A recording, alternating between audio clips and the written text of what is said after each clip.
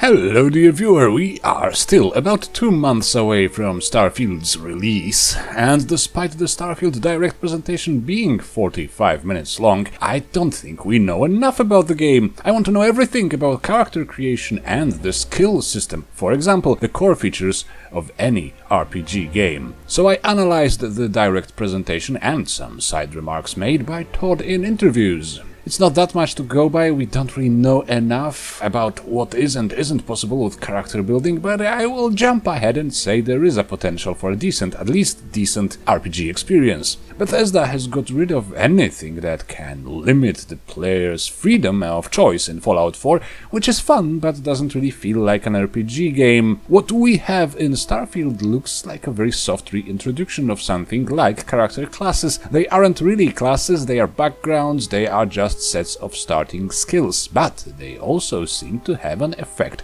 on dialogue options. Knowing Bethesda, they probably won't run very deep with that. They don't want to cut the players off of whole branches of content because of some initial choices. Not very lifelike and not very RPG-like in my humble opinion, but at least it's fun.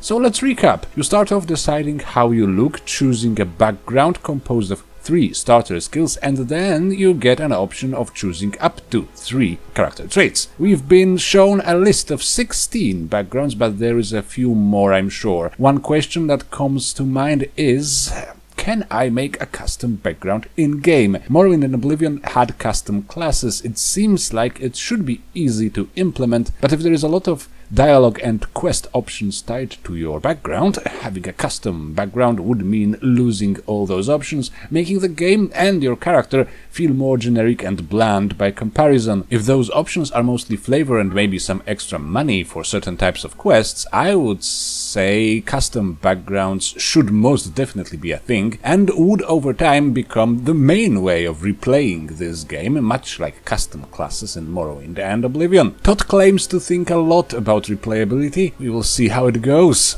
There are systems you can design and say, hey look, this system is going to work over a long-term play, over hundreds of hours, like a character system, versus, after 30 you've burned through everything. That's certainly not the case here. Then we have the entire skills system. There is already a Starfield wiki actually, and it sums up what we know about the skill system very clearly, so let's just read that. Skills are grouped into 5 trees: physical, social, combat, science, and tech. Each skill tree is divided into 4 tiers, with tier 1 containing basic skills and higher tiers containing increasingly advanced skills. The Spacefarer begins with 3 different tier 1 skills unlocked as determined by their chosen background. Additional skills can be unlocked by purchasing them with skill points, which are earned by leveling up. Higher tier skills require more skill points to purchase. A newly unlocked skill begins at rank 1. By completing associated challenges, a skill can be ranked up 3 additional times to rank 4 to maximize its effectiveness. Now it seems there is 83 skills, each with 4 ranks, and some skills being more advanced and costly than others. They may come into play at a later stage. With 4 ranks per skill, we are looking at 332 ranks in total. These should be somewhat comparable to perks in Skyrim and Fallout 4, and from that point of view, we get 80 more perks than in Skyrim.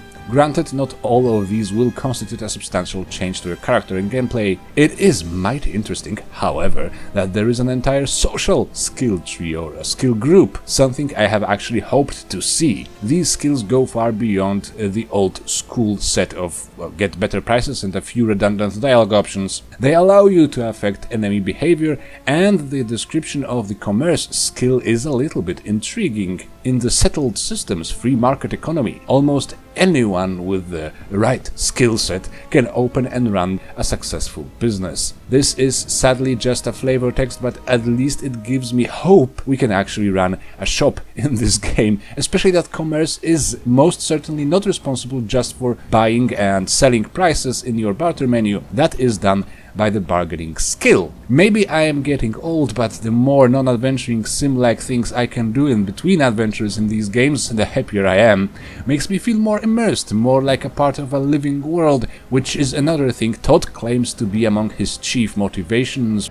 Todd, is there any form of space fishing? Is there any kind of fishing activity that you can do? Because in open world games, that is quite common. Well, it depends on your definition of fishing. So, is it collecting fish, killing fish, or is it specific to having Is there some kind of rod that I can put into a lake and pull out an alien fish and then sell it or cook it or something? That is one thing we do not have. But we also get diplomacy, intimidation and instigation, allowing the player to affect the behavior of enemies in combat. Not all of them, we still have a maximum level and type of the enemy to consider. Non-human enemies can be affected by a high-tier skill in another skill tree, the Xenosociology. This is actually way more logical and possibly balanced than in Fallout 4, where the perk allowing you to talk down humans was actually the final rank 10 perk in the Charisma line, while also being quite underwhelming in its results. Negotiating with a human should be, I think, slightly easier than negotiating with an angry, hungry, mutated bear, but maybe it's just me. There is some interesting info to extract from the other skill trees too. For example, the decontamination skill allows you to recover from infection with a higher chance of success, meaning there is infections. There are skills responsible for chem production and cooking, there are skills for interaction, and in the tech tree we have a few responsible for your ship management. It looks like Fallout 4 enthusiasts are going to be quite satisfied. On a side note, it looks like building a full-on blower character dealing with all dangers with his or her bare fists is not that easy. There is the skill called martial arts and the skill of neurostrikes. Interestingly, they are not in the combat tree, but in the physical tree alongside stealth, wellness and the like, meaning you can start the game with no combat expertise and then become a battle monk without ever touching any actual combat skill. Intriguing! Intriguing, but highly disturbing. I am not quite sure if it's going to be necessary to unlock the novice tier skills in order to get to the higher rank skills on the same tree, but one remark from the direct presentation would indeed suggest it's going to be the case. I like maxing out my physical tree so I can get neuro strikes and just punch my way through combat. This means your background has a small but still some influence on your game plan. It's more than I expected, honestly. It's a bit more role-played than Fallout 4, thank God. And I haven't even touched upon the traits. It looks like they range from pretty generic faction alignments that do very little except affecting your starter gear to some more intricate things. By Vectera, by Vectera! Is it really, really you? Expect a lot of memes with adoring fan exploding in all sorts of amusing ways. Some of the traits are mutually exclusive. You cannot, for example, be a member of two hostile religions at the same time or two competing factions. It looks like your traits can impact the behavior of certain factions towards you. This is lovely, this is a full-blown RPG feature I have not expected to ever see again in a Bethesda game considering Fallout 4. Traits help you to tailor a unique experience and should be, hopefully, relatively easy to handle for modders. I expect character trait packs to be rather popular and to become available quite early. In fact, I hope for it very much, because judging by my experience with Fallout New Vegas, there's just never enough of them in my game and it's always fun testing a new one. So in a nutshell, yes, this has a potential of being a good role-playing game, with each playthrough feeling unique and grounded in the universe of the game. It may be, and I know I may have to eat my words later, but as a pure RPG it may be better than most Bethesda titles. A new middle ground between freedom for the player and, well, grounding the character in the world has been reached, it seems. Little features like the character traits really enhance replayability, and I can't for the life of me understand why are they only arriving in the Bethesda title now, not like in 2006. At any rate, I can't wait to get my hands on it and actually start building some characters in Starfield.